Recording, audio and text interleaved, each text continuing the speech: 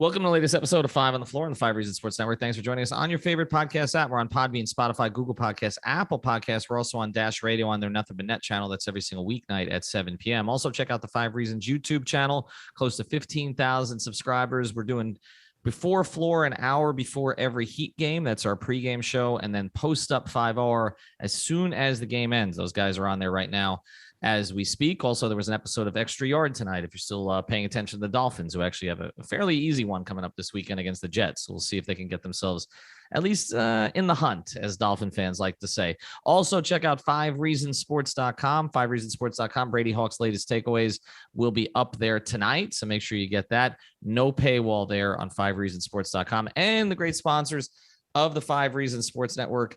This is a new sponsor, and we recommend that you go check them out. If you are tired of sort of the chains when you're looking for supplements, go to Intense Nutrition. When we started this sponsorship, we found out a lot of people are going there already. So there's got to be a reason for that, right?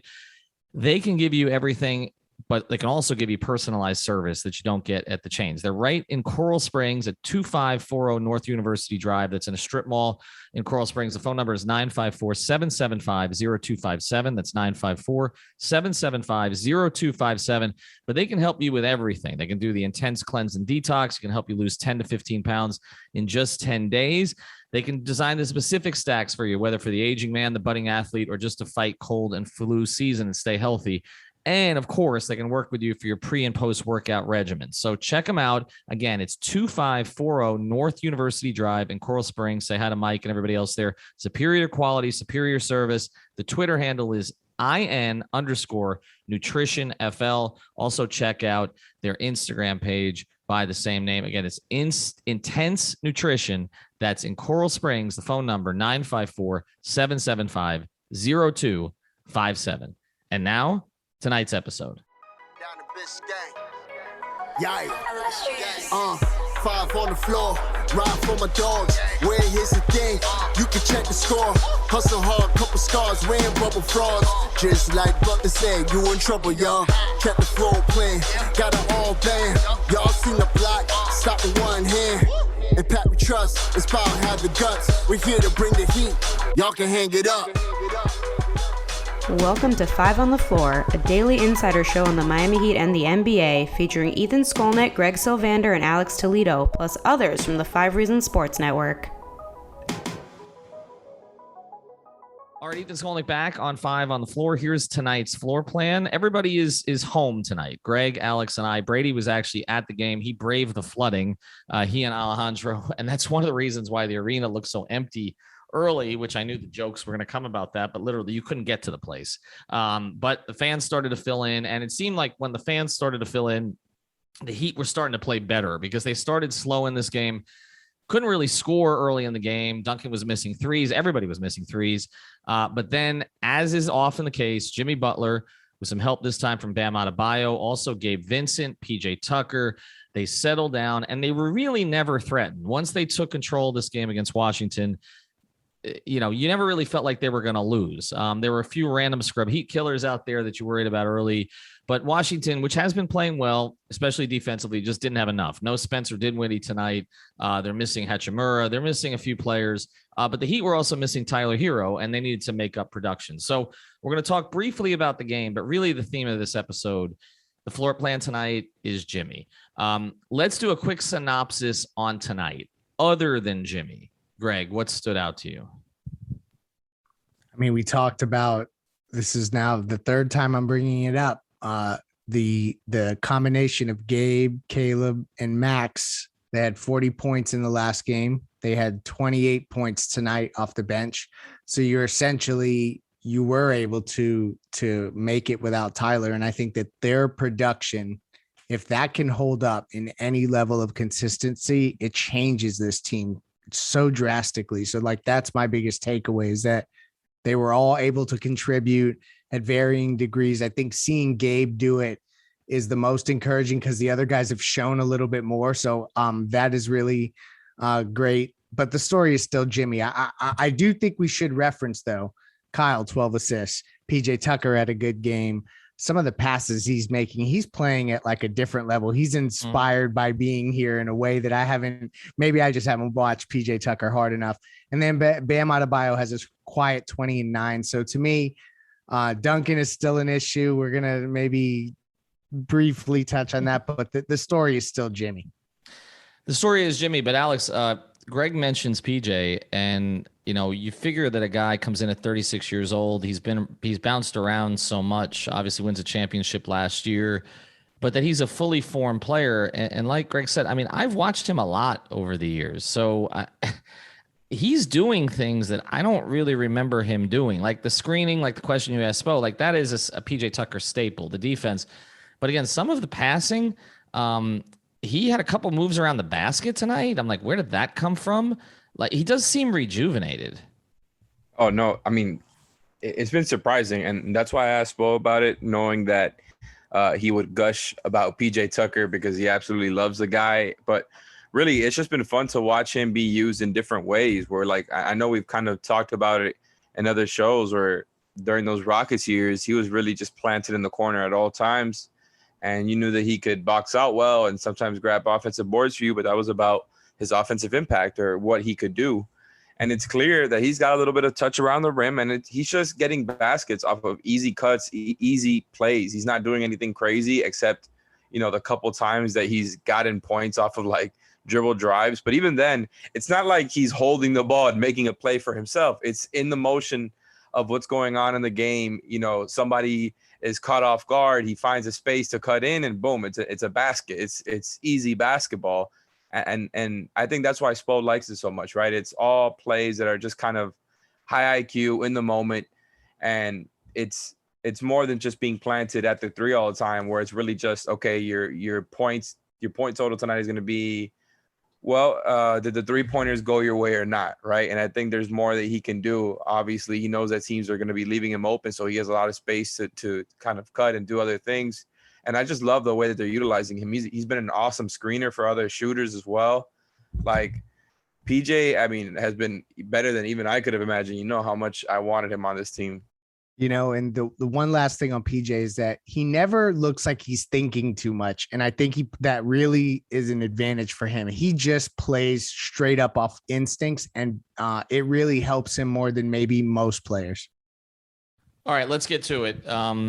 Again, good performance by the Heat, kind of a workmanlike performance. What you need to do against a team that was coming in a road back-to-back, which lost last night, but you do assert yourself in the East, and you got a chance now with another one against Washington to further assert yourself.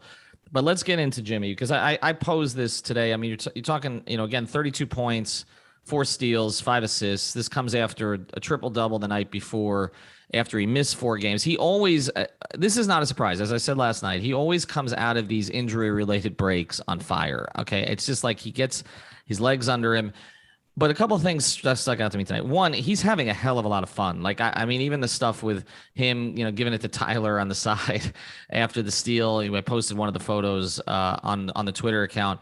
See, he's having a lot of fun, but also it just doesn't seem like he's forcing anything. It just seems to me like it's like he's just waiting for, as Alex likes to say, the food to come up against him to try to defend him. It's just like, he's like, okay, I don't have it now. I'll wait till the smaller defender comes. But then as soon as the smaller defender comes, you're done. And it's I don't know.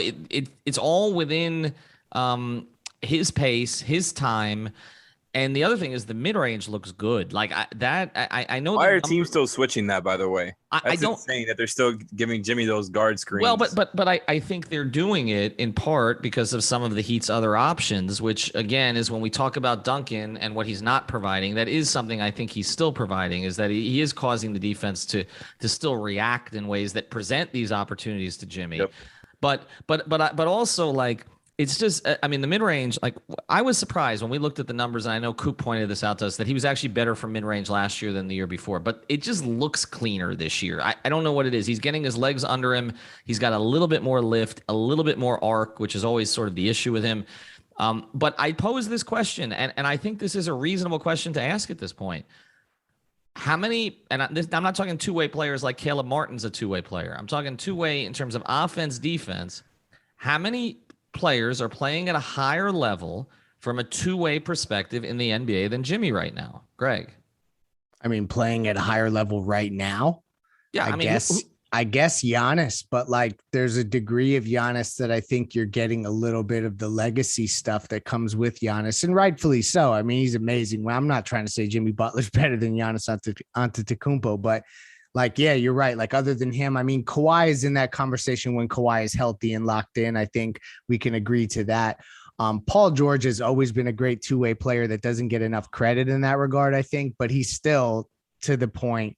I'm taking Jimmy in a 7-game series any day of the week. I mean, Jimmy Butler, I just was looking at this. He's has his highest usage rate of his career so far. And the fact that he's doing it now with this cast around him and doing it in the two-way fashion that he is, like he's building himself an MVP case, guys. Like in that, I think that other than Giannis, and because that team is kind of stuttered out of the gate, Jimmy really is he's putting together a banner season. Alex, where do you have him now? It's tough to rank, honestly. I think like what Leif said, you're still going to put Giannis above him. I guess LeBron past May is a better two-way talent because we know he doesn't play defense up until the second round of the playoffs every year. But really, he's right up there. And it's just incredible because we kind of talked about him last season as being at the peak of his powers. And that was coming off a finals run where he was going toe-to-toe with LeBron. So this is the third time now that we're talking about Jimmy, like, okay, the Heat have guided him to the peak of his powers, right? Like in 3 different parts of his kind of short tenure with the Heat. We've already talked about it in that way. And I agree with you. Like, I just think right now, the way he's looking, he looks super spry. Like the most athletic I've seen him in a Heat uniform, I think. And maybe my memory is short there, but I just think like let's just get past all the dunks, right? Because he's been dunking the ball a lot. That's the most obvious stuff you could point out there with the legs. It's just how often he's rising up as a driver. Like he had that one bump layup on Montrezl Harrell where he just went straight up and he just got so much higher. And, you know, I don't know. He just looks really athletic, really healthy right now. So that's obviously another layer of his game. The usage stuff is all just him being in the best position, I feel like, for himself, where he's in that perfect balance of scoring and creating, where it felt like the past couple of seasons he had to shoulder more of that creating load. And, you know, the credit there is on Kyle Lowry. But Jimmy's at his best right now. He looks incredible. Yeah, you make a good point there about the athleticism, because I don't think we saw it in his first year here necessarily like this. And I know we didn't see it last year. What he did in the finals against LeBron and against the Lakers wasn't athleticism. It was just pure grit to a certain degree. He just wouldn't be denied, until really he didn't have enough around him to compete. He has his highest percentage at the rim this season, by the way.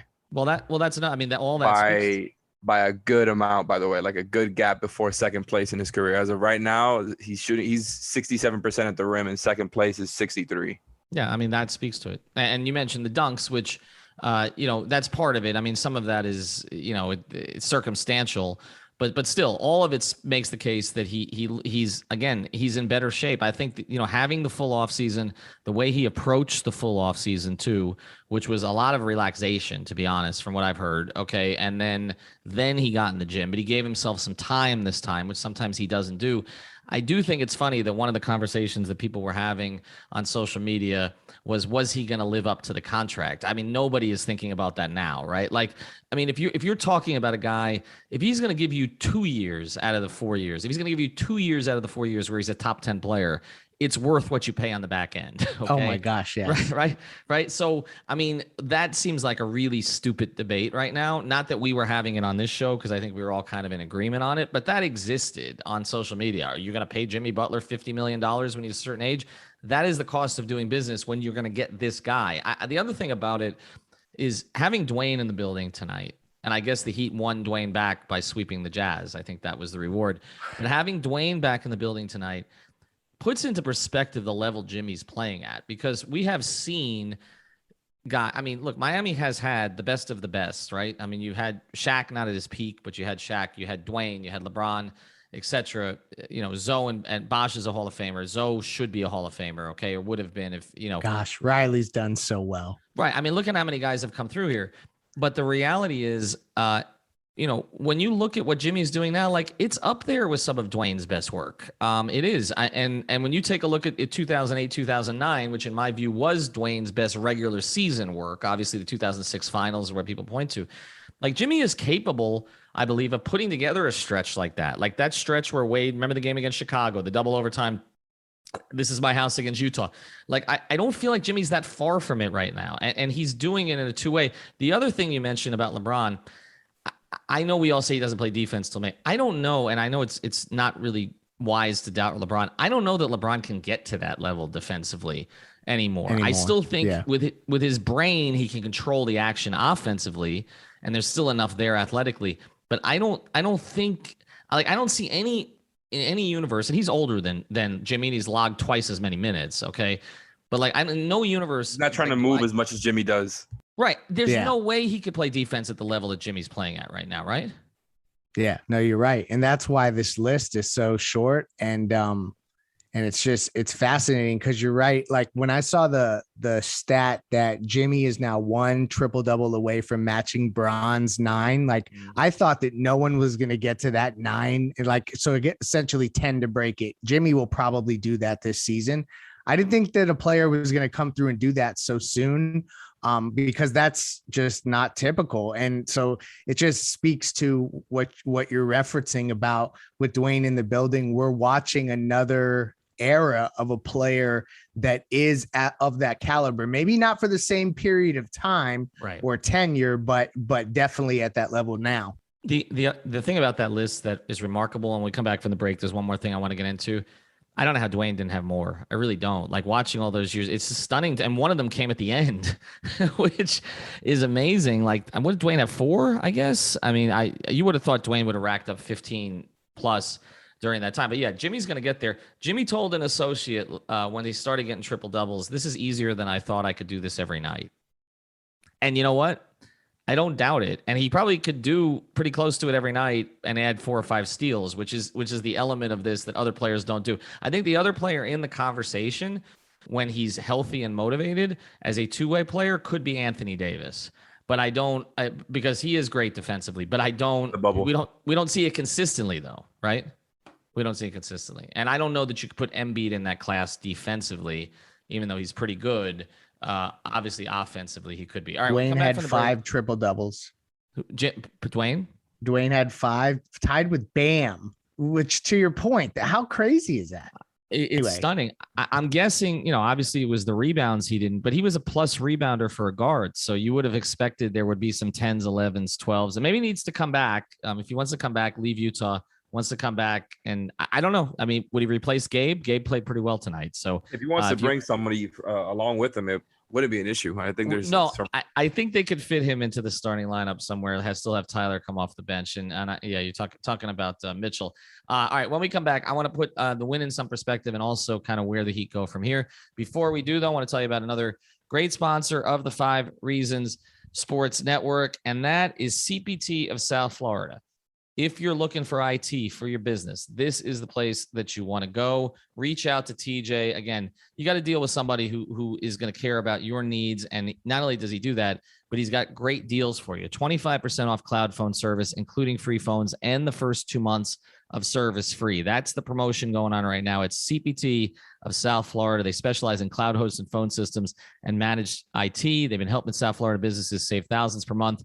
They can do the same for you with the cloud phone system. You can work from anywhere on any device, and that is necessary these days. For a free in-person consultation, call TJ at 954-966-2766. 954-966-2766. CPT-Florida.com. All right, guys. 11-5.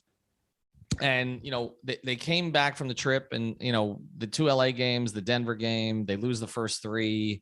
There's some panic. some things haven't really corrected. Like Duncan's still not shooting well. They still don't have everybody in the lineup. Tonight it wasn't Herro. It hasn't really mattered that much. I like what Washington. I'm a fan of Wes Unseld Jr. because I actually went to college with him, so I know him a little bit, and I like what he's done in DC. They look organized. They didn't have some of their players tonight, but let's just be honest. They are not at the level of the Heat. And so when you look at the start that they got off to, they are going to fade. Miami is not. I think that's pretty clear. I guess we'll close here as we look ahead to some of the games coming up. They've got a game against Detroit on next week, which should be a game that they get. I mean, they can string some wins together here. They've got Chicago on the schedule, but for the most part, most of these games, look like games that they can handle. Where do you put this now, Greg? I mean, they've come through the worst of it, right? Yeah, this is the stretch where I think that they can get some victories because, as you referenced, like they go to Washington now, and I think that they have their eyes on beating this team twice and making sure that they recognize early in the season that they are not in the same class. Then you talk about at Detroit, at Minnesota. There's obviously elements of those games you never love because they're back-to-back and they're on the road in cold-ass cities, but I think they can get those. And then the Chicago game is on 2 days rest, which I think is important to reference. And I haven't looked at Chicago's schedule to see where they're coming in. And then it's the game we've all have circled in the November 29th game against Denver. And then they close out the month of November. To me, like this is a stretch where they've won 4 straight. They could easily tack on another 4 out of 5, let's say. And then they really head into December, likely in a 1 or a 2 spot. And I think if any of us said that they would get through the first month of the season in that type of seeding, however it is, and maybe thankfully the parity in the NBA and in the Eastern Conference is helping them in this regard. I think that that's a successful month 1. Alex, what do you want to see from here? Like, what is the one thing? Duncan Robinson, I think, is the obvious one, but is there something else that you think needs to happen here for them to go on a run?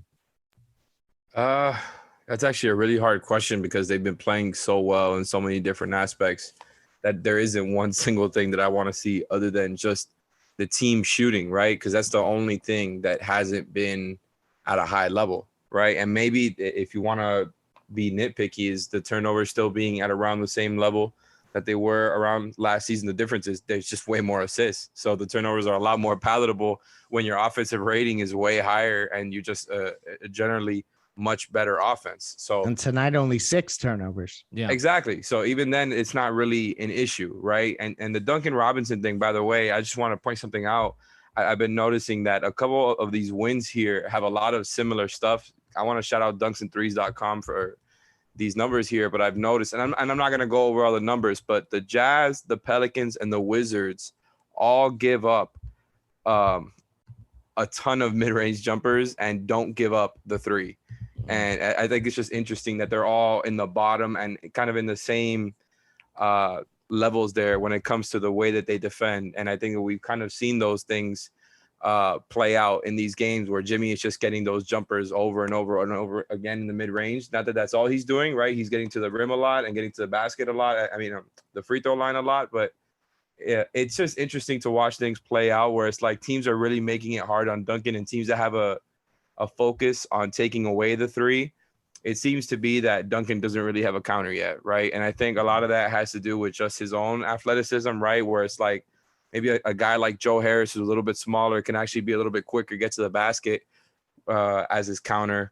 And Duncan just doesn't have it yet. I think people have been wanting that one dribble pull-up, but I don't know how often it's actually there for him because he just needs to have that quickness, that handle, and that he doesn't seem like he wants to do it. So that's really where it comes down to for Duncan with me, because I know that three-point shooting is just high-variance stuff. If he doesn't develop like that one dribble pull-up counter, then there really is nothing else to talk about with Duncan. Heat win tonight.